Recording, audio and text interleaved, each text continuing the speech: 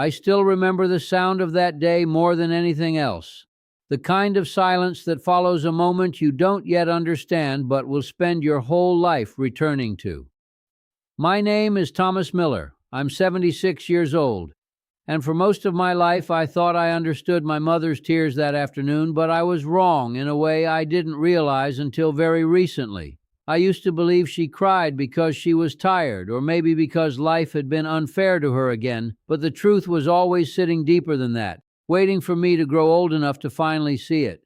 I was a boy back then, maybe 12 or 13, standing in the doorway of our small kitchen, watching her hands tremble slightly as she folded laundry at the table. The house was quiet in that late afternoon way, sunlight slipping through the window and landing on the floor like something fragile. I remember thinking she looked smaller than usual that day, like the weight of something unseen had settled into her shoulders. She didn't notice me at first.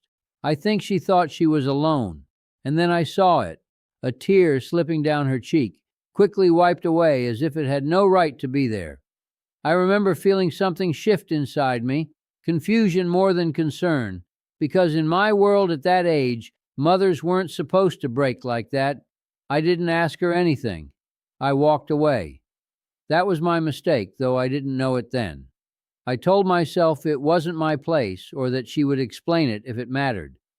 Children are very good at turning silence into comfort when they don't know what else to do with it. Years passed, as they always do, faster than you expect when you're young. I grew up, left home, built a life that looked steady from the outside. Work, responsibilities, bills, routines that filled every corner of my attention. I wrote letters home less and less. Then only holidays. Then only when I remembered.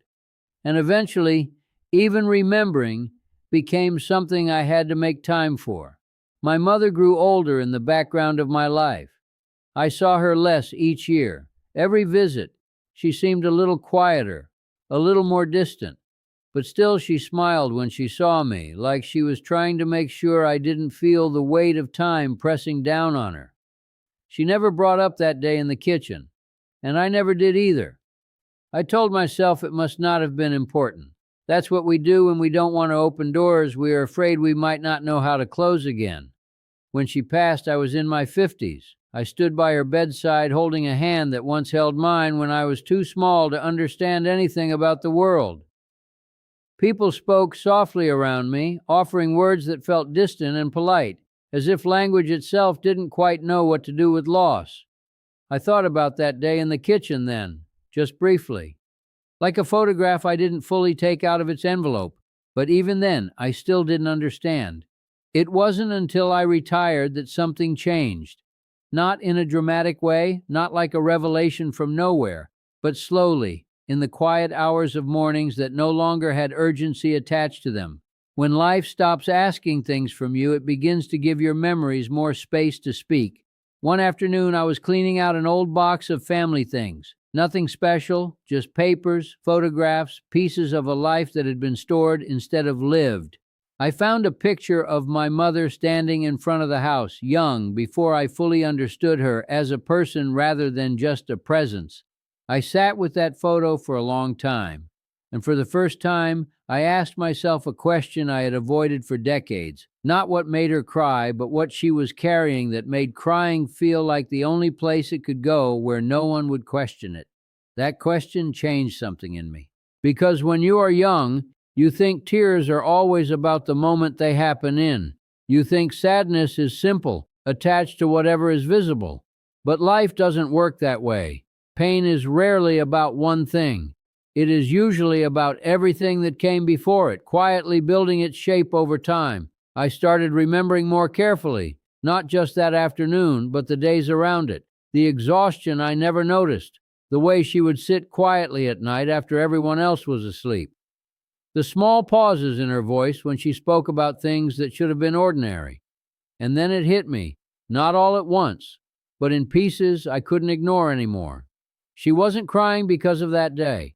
She was crying because of all the days before it, because of the sacrifices she never named, because of the dreams she put aside without complaint, because of the loneliness that can exist even inside a full house, because of the kind of love that keeps giving even when it has nothing left to refill itself with. And suddenly, that kitchen wasn't just a memory anymore. It became a moment I had walked through without understanding the language it was speaking. I wish I had turned around. I wish I had asked her what was wrong. Not because I could have fixed it, but because sometimes being seen is the only relief a person really needs.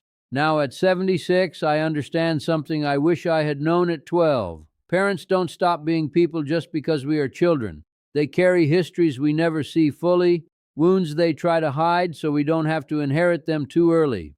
And sometimes what looks like a small tear is actually the surface of a lifetime of quiet endurance. I think about her often now, especially in the evenings when the house gets too still. And I no longer try to solve that memory. I just sit with it, because I finally understand why she cried. And I understand something else too.